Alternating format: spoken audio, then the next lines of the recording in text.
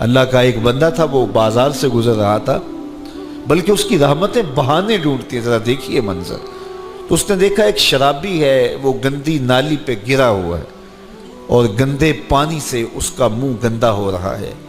انسان کے احترام کے ناطے دل میں ترس جاگا اور اس کو وہاں گندی نالی سے اٹھایا اور اس کا منہ دھویا اور گھر کا رستہ دکھایا۔ خیر شام ہوئی، رات پڑی، جب پچھلا پہر ہوا تو وہ بزرگ جنہوں نے دن کو شرابی کا منہ دھویا تھا تو وہ مسجد میں تہجد پڑھنے کے لیے آئے تو کیا دیکھا کہ وہی شرابی جو دوپہر کو گندی نالی پہ دھت پڑا تھا آج اس بزرگ سے بھی پہلے مصلی پہ کھڑا ہو کے نماز پڑھ رہا ہے۔ تو بڑی حیرت ہوئی کہ یہ تو وہ دن والا شرابی ہے اور میں نے آج اس کا منہ دھویا تھا، نشے میں دھت پڑا تھا۔ تو حیرت کا اظہار کیا تو ہاتف سے آواز آئی، میرے بندے تو نے اس کا منہ دھو دیا تھا، میں نے اس کا دل دھو دیا ہے۔ تو جب بندہ اللہ کے حضور توبہ کرتا ہے، اس کے حضور معافی مانگتا ہے، تو پھر وہ کتنا عطا کرتا ہے، اور بندے کے گناہوں کو معاف ہی نہیں کرتا بلکہ اس کے گناہوں کو نیکیوں میں بدل کے رکھ دیتا ہے۔ یہ بندے پر اللہ کی کرم نوازیوں کے برستے رنگ ہیں۔ التائب من الذنب کمن لا ذنب لہ، گناہ سے توبہ کرنے والا ایسا ہوتا ہے جیسے اس نے گناہ کیا ہوا ہی نہیں۔ حدیث پاک میں آتا ہے کہ قیامت کے دن ایک شخص اپنا نامہ اعمال کھولے گا اور اسے فرمایا جائے گا کہ اپنے نامہ اعمال کو پڑھو، تو وہ نامہ اعمال پڑھنا شروع کرے گا۔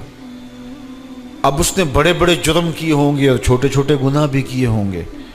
اب اللہ سے حیا کرتے ہوئے، شرم کرتے ہوئے جو بڑے گناہ ہیں ان کو چھوڑتا جائے گا، صرف نظر کرتا جائے گا اور چھوٹے چھوٹے گناہ پڑھتا جائے گا۔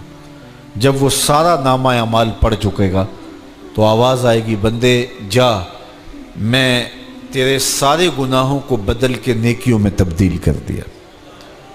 تو وہ کہے گا، اے اللہ ابھی تو میرے بڑے بڑے گناہ رہتے تھے جو میں نے ابھی پڑھے ہی نہیں۔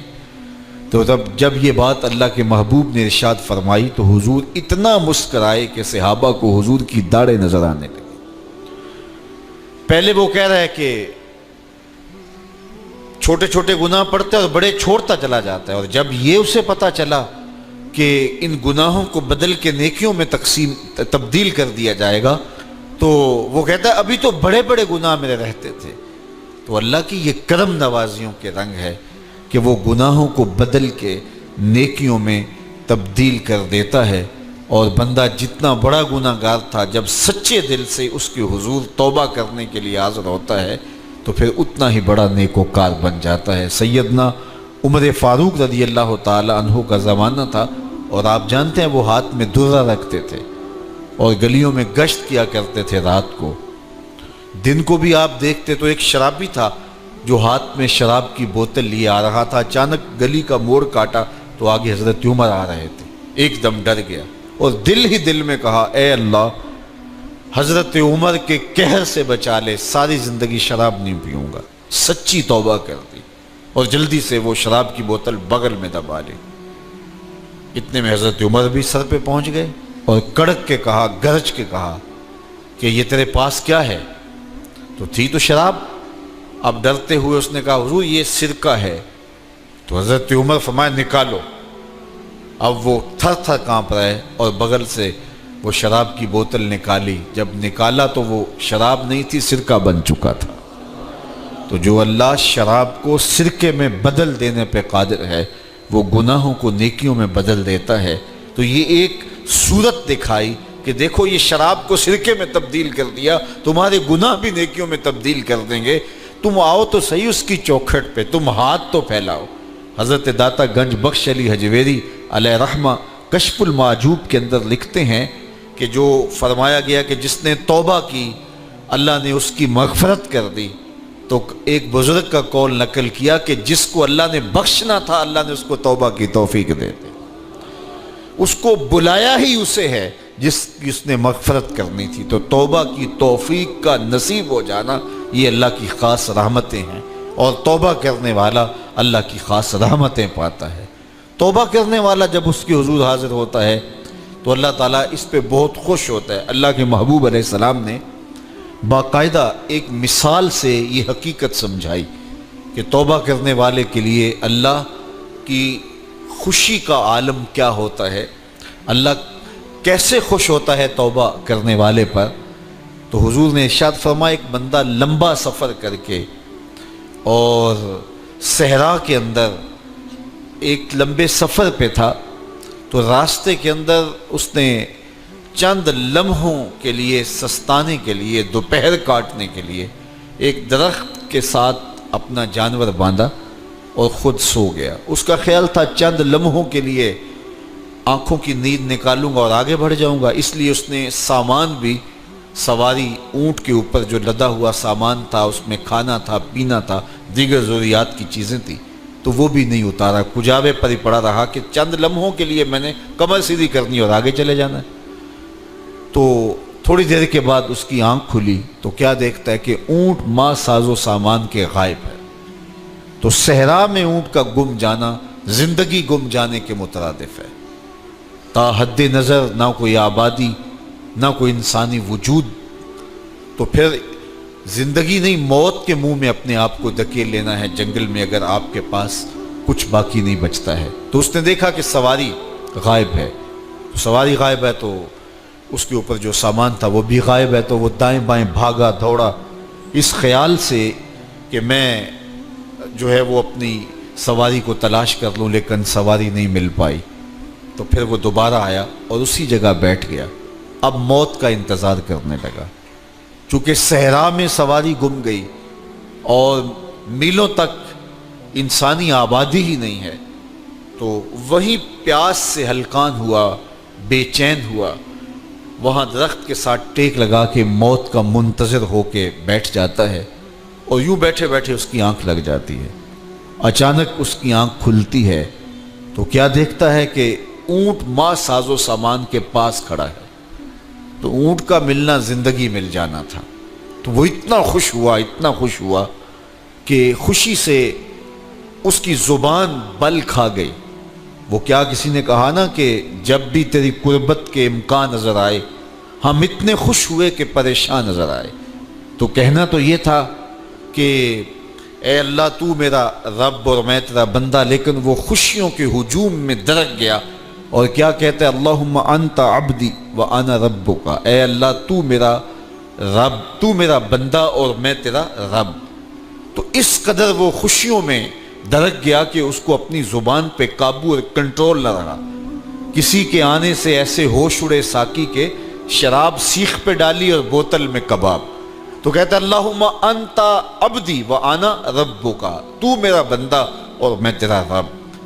تو یہ اس کی زبان قابو میں نہ رہی اور وہ بل کھا گیا، خوشیوں کا ہجوم ایسا ہوا۔ تو اللہ کے محبوب نے یہ مثال بیان کرنے کے بعد ارشاد کیا، مجھے بتاؤ اس بندے کو کتنی خوشی ہوئی کہ زبان پہ قابو نہیں، جذبات پہ کنٹرول نہیں، کہنا کچھ ہے بول کچھ رہا ہے۔ تو صحابہ نے عرض کی حضور بہت خوشی ہے۔ تو فرمایا جس طرح یہ بندہ اونٹ کے ملنے پر واپس آنے پہ خوش ہوا، حتیٰ کہ خوشیوں کے ہجوم میں اس کی زبان بھی قابو میں نہیں رہی، یہ بتا رہا ہے خوشیوں کے وفور کا عالم اور مسرتوں اور جو ہے وہ خوشیوں کی کثرت کا عالم بتا رہا ہے۔ تو فرمایا یہ بڑا خوش ہوا جب کوئی بندہ پلٹ کے مالک کی دہلیز پہ آتا ہے، اللہ اس سے بھی زیادہ خوش ہوتا ہے کہ میرا بندہ میری چوکھٹ پہ آ گیا۔ تو پھر اللہ یہ نہیں دیکھتا کہ اس کے گناہ کتنے ہیں، سمندر کی جھاگ کے برابر بھی گناہ ہو تو معاف کر دیے جاتے ہیں، اس لیے کہ میرا بندہ پلٹ کے میری چوکھٹ پہ آیا ہے۔ تو توبہ اللہ کو محبوب ہے، اللہ کو مطلوب ہے، اللہ کو چاہیے کہ بندہ اس کے حضور آئے اور پھر اللہ جل شانہ اس کی مغفرت و بخشش فرما دیتا ہے۔ یہ موسم نور کے موسم ہے، عام دنوں میں بھی توبہ کرو، دن میں کرو یا رات کو کرو، کسی بھی مقام پہ توبہ کرو، اللہ معاف کر دینے والا ہے۔ لیکن یہ خاص ایام تو ایسے ہیں کہ اللہ کی رحمتیں بندوں کو معاف فرما دیتی ہیں، اور اگر کوئی توبہ کا جو ہے وہ دامن پکڑ کے آ جائے، اس کے حضور حاضر ہو جائے، تو پھر اللہ تعالیٰ جل شانہ بندوں کی خطائیں بھی معاف کرتا ہے اور ان کے گناہوں کو بدل کے نیکیوں میں تبدیل کر دیتا ہے۔ خوش نصیب ہیں وہ لوگ جو ان بابرکت ایام میں اپنی بخشش کا سامان کر لیتے ہیں، اور ان سے بڑا بدبخت بھی کوئی نہیں جو ان سہانے موسموں میں بھی پیاسے رہتے ہیں اور ان موسموں میں بھی ان کی بخشش و مغفرت نہیں ہو پاتی۔ رت سہانی ہو، موسم اچھا ہو، تو مجھے بتاؤ کہ جو اس موسم میں بھی اپنے آپ کو محروم رکھے تو اس سے بڑی بد نصیبی کیا ہوگی۔ اللہ کے محبوب علیہ السلام نے منبر کی تینوں سیڑھیوں پہ قدم رکھتے ہوئے آمین آمین پکارا، تو حضور علیہ السلام سے عرض کیا گیا یا رسول اللہ صلی اللہ علیہ وسلم، ہر سیڑھی پہ قدم رکھتے ہوئے آپ نے آمین کہا، تو آپ نے کس بات پہ آمین کہا؟ فرمایا جبریل امین حاضر خدمت ہوئے اور انہوں نے کہا اس شخص کی ناک خاک آلود ہو جو ماہ صیام رمضان المبارک کو پائے اور اپنی بخشش نہ کروا سکے۔ تو میں نے اس پہ آمین کہا کہ اتنا مقدس مہینہ نصیب ہو، اتنا سہانا موسم آئے اور وہ پھر جہاں کھڑا تھا وہی کا وہی کھڑا رہے۔ میں اور آپ اپنا محاسبہ کر سکتے ہیں۔ موسم رحمت اور فصل نور رمضان المبارک اپنا آدھا سفر طے کر چکا ہے، یہ مبارک مہینہ آدھا سفر اس کا بھی باقی ہے۔ تو میں اور آپ ذرا اپنے آپ کو اپنے ضمیر کی عدالت میں کھڑا کر کے اپنے آپ کو دیکھ کر کے دیکھیں، سوچیں کہ ہم نے ان 15 دنوں کے اندر کتنا سفر طے کیا۔ 29-30 شعبان کو ہم جہاں کھڑے تھے، کیا ہم آج بھی وہیں کھڑے ہیں یا ہمارا کچھ سفر بہتری کا ہوا ہے؟ اور اگر ہم وہیں کے وہیں کھڑے ہیں تو پھر ابھی وقت ہے ہم بقیہ 15 دنوں میں اللہ کی رضا جوئی کے لیے کوشاں ہو جائیں، ورنہ کتنی بڑی وعید ہے۔ جبریل دعا کر رہے ہیں اور اس پہ حضور آمین کہہ کے مہر لگا رہے ہیں، اس شخص کی ناک خاک آلود ہو جو ماہ صیام کو پائے اور اپنی بخشش نہ کروا سکے۔ مجھے اور آپ کو پتہ ہے کہ ہم کہاں کھڑے ہیں۔ بل الانسان علی نفسہ بصیرہ ولو القی معاذیرہ، انسان خود اپنے آپ کو جانتا ہے کہ میں کہاں کھڑا ہوں، وہ اپنے آپ کو خود دیکھتا ہے۔ ایک تو فیصلہ قیامت کے دن ہوگا، نامہ اعمال تولے جائیں گے اور نامہ اعمال کے تلنے کے بعد پتہ چلے گا نیکیاں کتنی ہیں اور برائیاں کتنی ہیں۔ لیکن ایک ہم اپنے ضمیر کے اندر ترازو گاڑ کر کے اپنے عمل تول سکتے ہیں اور ہمیں پتہ ہے ہم نے نیکیاں کتنی کی، ہمیں پتہ ہے ہم نے برائیاں کتنی کی۔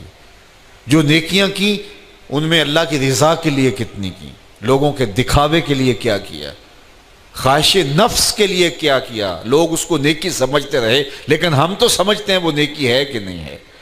اس طرح جو برائیاں کی وہ تو برائیاں ہیں۔